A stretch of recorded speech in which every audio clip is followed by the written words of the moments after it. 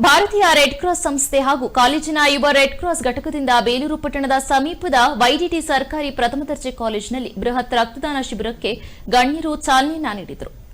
College ಅಭಿವೃದ್ಧಿ ಸಮಿತಿ ಸದಸ್ಯ ಸಿಎಚ್ ಮಹೇಶ್ ಮಾತನಾಡಿ, ಇತ್ತೀಚಿನ ದಿನಗಳಲ್ಲಿ ರಕ್ತದ ಕೊರತೆ ಸಾಕಷ್ಟು ಕಾಡ್ತಾ ಇದೆ.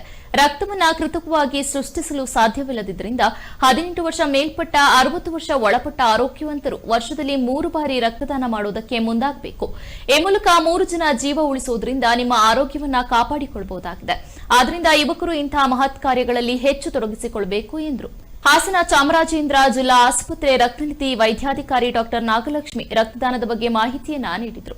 ಏನು ನಮಗೆ ಅನುಕೂಲ ಆಗುತ್ತೆ ಮತ್ತು ರಕ್ತವನ್ನ ಶೇಖರಣೆ ಮಾಡಿ ಬೇರೆಯವರಿಗೆ ಕೊಡೋದ್ರಿಂದ ಅವರಿಗೆ ಅನುಕೂಲ ಆಗುತ್ತೆ ಅನ್ನೋದ್ರ ಬಗ್ಗೆ ಹೆಚ್ಚಿನ ಮಾಹಿತಿಯನ್ನ ಏನು ಆರೋಗ್ಯ ಇಲಾಖೆ ಅಧಿಕಾರಿಗಳು ಬಂದಿದ್ದಾರೆ ಅವರು ನಿಮ್ಗೆ ಹೇಳ್ತಾರೆ.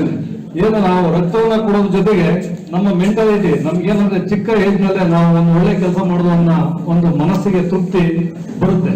ಏನು ರಕ್ತವನ್ನು ಕೊಡೋದ್ರಿಂದ ಕೇವಲ ಒಬ್ಬ ಪೇಷಂಟ್ ಆರೋಗ್ಯ ಆಗೋದ್ರ ಜೊತೆಗೆ ನಮಗೂ ಕೂಡ ಕೊಟ್ಟವರಿಗೂ ಕೂಡ ಆರೋಗ್ಯದಲ್ಲಿ ಬಹಳಷ್ಟು ಅನುಕೂಲ ಇದೆ ಅಂತೇಳಿ ಹೇಳಿದ್ದಾರೆ.